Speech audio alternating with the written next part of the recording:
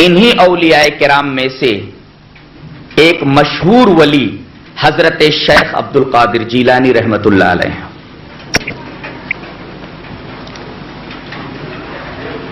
ان کا نام عبد القادر ہے، کنیت ابو محمد ہے، لقب محی الدین ہے. نام سمجھ میں آیا؟ نام عبد القادر ہے، کنیت ابو محمد ہے، لقب محی الدین ہے. باپ کا نام موسیٰ ہے اور ماں کا نام امت الجبار فاطمہ ہے. اور یہ بغداد کے ایک قصبہ جیلان میں پیدا ہوئے، اسی کی طرف نسبت کرتے ہوئے آپ کو جیلانی کہا جاتا ہے. آپ کی ولادت مبارکہ 470 ہجری میں ہوئی اور آپ کی وفات 561 ہجری میں ہوئی. اس طرح آپ کی کل عمر 91 سال ہوئی. گویا آپ نے 91 سال کی عمر پائی. جب آپ 18 سال کے ہوئے تو بغداد میں آئے اور وہاں انہوں نے علوم دینیہ کی تکمیل کی. بڑے بڑے اساتذہ فن سے انہوں نے احادیث کا درس لیا، قرآن حکیم کی تفسیر کا درس لیا، فقہ میں کمال حاصل کیا، دیگر علوم عقلیہ اور نقلیہ میں مہارت تامہ حاصل کی، اور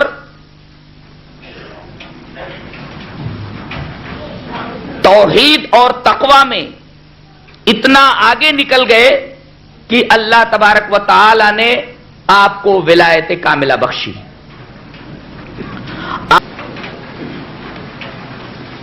ولی کی ڈیفینیشن کیا ہے، تعریف کیا ہے؟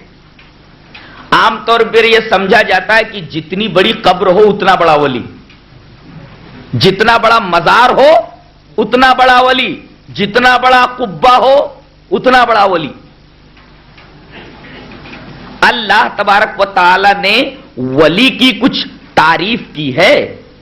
تعریف کا مطلب ایڈمیریشن نہیں، تعریف کا مطلب ڈیفینیشن. ولی کہتے کس کو ہے؟ کوئی آسمان سے اتری ہوئی مخلوق کا نام ولی ہے، یا آدمی مر گیا بڑا قبہ بن گیا تو ولی کہنے لگے اس کو؟ ولی کہتے کس کو ہیں؟ قرآن حکیم نے ولیوں کی ڈیفینیشن بتائی ہے. ولی کہتے کس کو ہیں؟ اللہ فرماتا ہے سورہ یونس میں، الا ان اولیاء اللہ لا خوف علیہم ولا هم یحزنون. یہی آیت وہ لوگ بھی پڑھتے ہیں، لیکن آدھی آیت پڑھتے ہیں یا ایک آیت پڑھتے ہیں، اس کے بعد والی آیت چھوڑ دیتے ہیں، جس کی وجہ سے بات صاف نہیں ہو پاتی. جب تک دوسری آیت کو نہ ملایا جائے، اور دوسری آیت کا تعلق پہلی آیت سے ہے. الذین جو ہوتا ہے نا، الذین عربی میں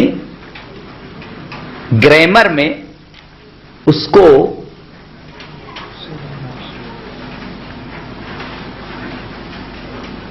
صلہ بولتے ہیں، صلہ موصول. اب اولیاء کرام کون ہیں؟ اب آگے بتایا جائے گا کہ کون ہیں. جیسے میں کہہ دوں کہ I have seen the boy ہو، جو. اب جو کے بعد آپ کو بولنا ہی ہے، اس لیے کہ کون سا لڑکا، جو پر بات ختم نہیں ہوئی، آگے بولیے. تو الذین بتاتا ہے جو. اب جو کے بعد آپ کو بتانا ہی ہے، تب نہ ولی کی ڈیفینیشن پوری ہوگی.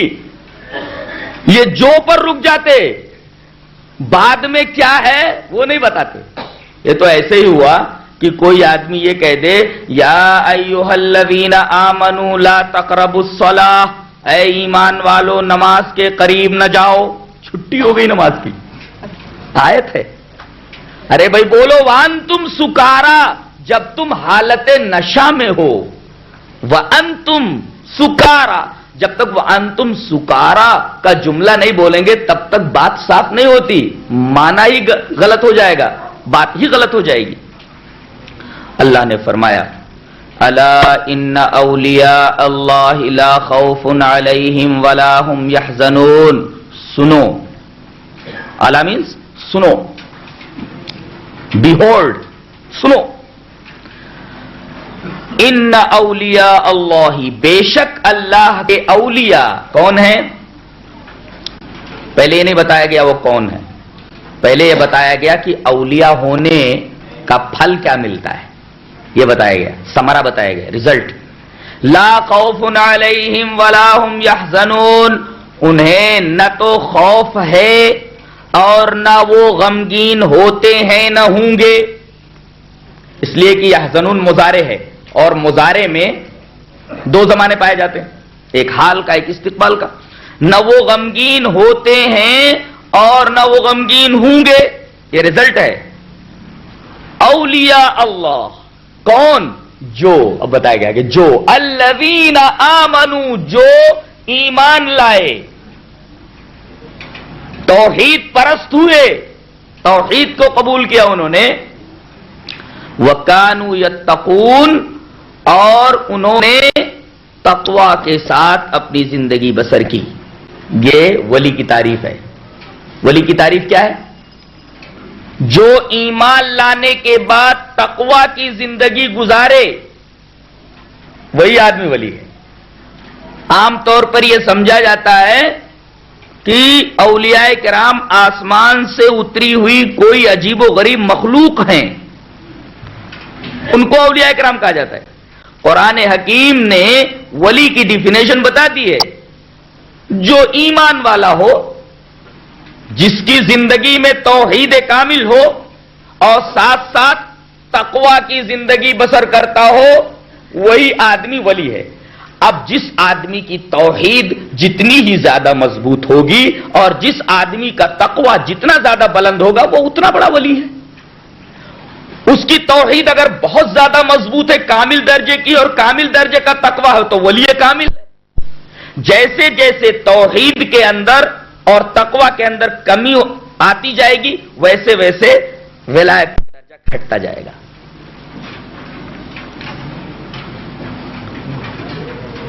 انہی اولیاء کرام میں سے ایک مشہور ولی حضرت شیخ عبد القادر جیلانی رحمت اللہ علیہ.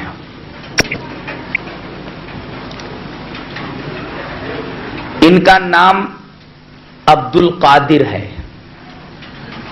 کنیت ابو محمد ہے، لقب محی الدین ہے. نام سمجھ میں آیا؟ نام عبد القادر ہے، کنیت ابو محمد ہے، لقب محی الدین ہے. باپ کا نام موسیٰ ہے اور ماں کا نام امت الجبار فاطمہ ہے. اور یہ بغداد کے ایک قصبہ جیلان میں پیدا ہوئے، اسی کی طرف نسبت کرتے ہوئے آپ کو جیلانی کہا جاتا ہے. آپ کی ولادت مبارکہ 470 ہجری میں ہوئی اور آپ کی وفات 561 ہجری میں ہوئی. اس طرح آپ کی کل عمر 91 سال ہوئی. گویا آپ نے 91 سال کی عمر پائی. جب آپ 18 سال کے ہوئے تو بغداد میں آئے اور وہاں انہوں نے علوم دینیہ کی تکمیل کی. بڑے بڑے اساتذہ فن سے انہوں نے احادیث کا درس لیا، قرآن حکیم کی تفسیر کا درس لیا، فقہ میں کمال حاصل کیا، دیگر علوم عقلیہ اور نقلیہ میں مہارت تامہ حاصل کی، اور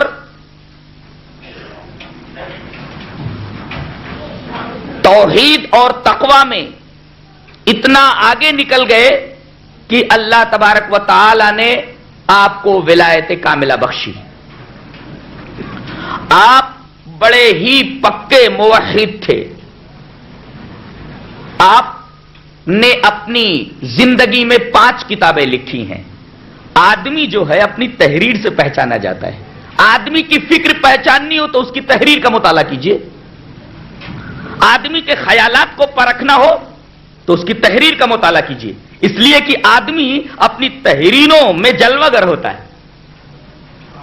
اگر کسی آدمی کو آپ نے نہیں دیکھا ہے، اس کی تحریر دیکھ لیجئے، اس کا پورا سراپا آپ کے سامنے آ جائے گا.